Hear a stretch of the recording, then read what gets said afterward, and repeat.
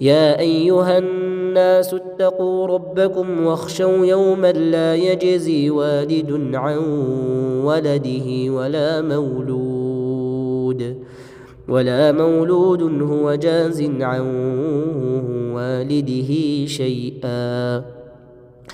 إن وعد الله حق فلا تغرنكم الحياة الدنيا ولا يغرنكم بالله الغرور. إن الله عنده علم الساعة وينزل الغيث ويعلم ما في الأرحام وما تدري نفس ماذا تكسب غدا وما تدري نفس بأي أرض تموت إن الله عليم خبير.